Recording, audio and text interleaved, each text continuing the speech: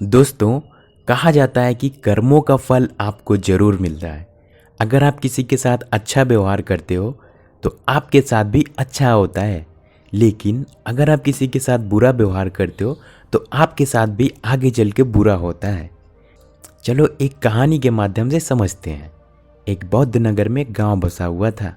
उस गांव में नदी के किनारे एक छोटा सा घर बसा हुआ था। उस घर में मोहन और मोहन की पत्नी उसकी दादी माँ रहती थी।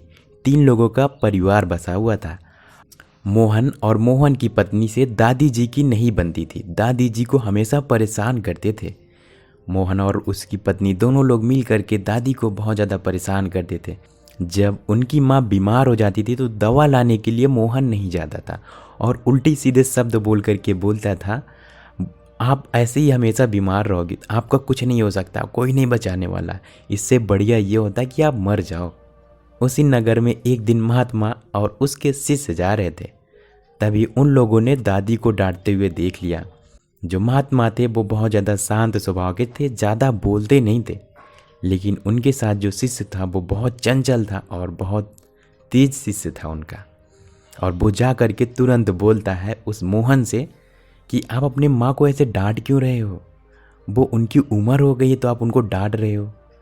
तो मोहन बोलता है, अरे इनका तो काम ही है यही, जब देखो तब रोना रोती रहती है, कभी ये ला दो कभी वो ला दो, हम इन्हीं के लिए पैदा हुए हैं क्या।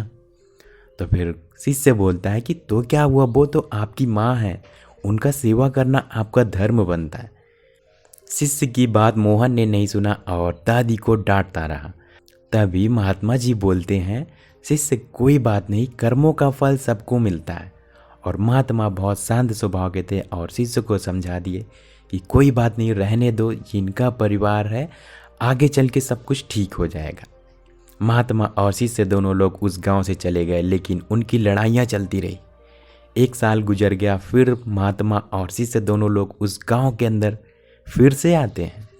जब महात्मा और उसके शिष्य दोनों लोग उस गांव में फिर से आते हैं तो देखा मोहन को बुखार हो गया था, 6 महीने से ठीक नहीं हो रहा था और मोहन एकदम से मरने के हालात में आया। तभी महात्मा और शिष्य उनके घर पे भिक्षा लेने के लिए पहुंच गए।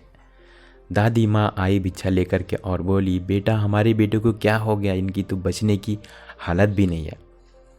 तो महात्मा बोलते हैं शिष्य से कि शिष्य, ये वही समय है जब एक समय था कि दादी जब बीमार थी तो उनके लिए दवा नहीं ला पा रहे थे मोहन, लेकिन आज देखो, आज मोहन की तबीयत इतना ज़्यादा ख़राब हो गई है कि उनकी मरने तक की हालत हो गई है। शिष्य बोलता है, जी महात्मा आप सही कह रहे हो। तभी उस मोहन को अपने गलती का एहसास हो जाता है और अपने दादी माँ की सेवा करने लगता है। और दोबारा जब वो ठीक हो जाता है तो अपनी दादी माँ को बहुत ज़्यादा ध्यान रखता है।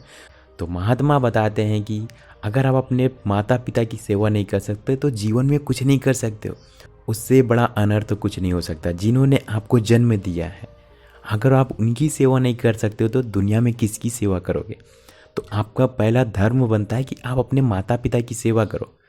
मोहन को समझाते हुए महात्मा बोलते हैं कि अगर आप अपने जीवन में सदा सुखी रहना चाहते हो तो अपने माँ की सेवा करो और उनका आशीर्वाद लो, तभी आप अपनी ज़िंदगी में खुश रह सकते हो, वरना खुश नहीं रह सकते हो। मोहन महात्मा की बात समझ जाता है और अपने दादी माँ की सेवा करने लगता है। तभी वो परिवार खुशी खुशी जीवन जीने लगता है। बुद्ध जी कहते हैं कि अच्छे कर्मों का परिणाम हमेशा अच्छा होता है और बुरे कर्मों का परिणाम हमेशा बुरा होता है।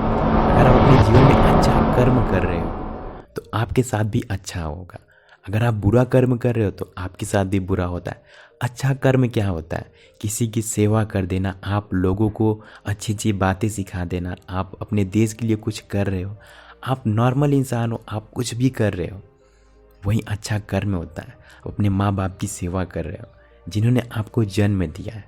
बुरे कर्म क्या होते हैं कि आप दूसरों को मारते हो, पीटते हो, लड़ते हो, ईर्ष्या करते हो, दूसरों से लड़ाइयाँ करते हो, तो वो सारा कर्म जो होता है वो बुरे कर्म में आ जाता है। तो अगर आप बुरा कर्म करते हो तो आपका जीवन हमेशा दुखी में व्यतीत होता है, लेकिन अगर आप अच्छा कर्म करते हो तो आपका भी जीवन अच्छा और खुशी जीवन व्यतीत होता है। तो महात्मा बुद्ध बताते हैं इसलिए अपने जीवन में हमेशा अच्छा कर्म करो, आपके साथ भी अच्छा होगा। तो ये थी आज की कहानी। उम्मीद करता हूँ कि आपको कहानी पसंद आई होगी। अगर आपको कहानी पसंद आई तो चैनल को सब्सक्राइब करें। थैंक यू सो मच दोस्तों।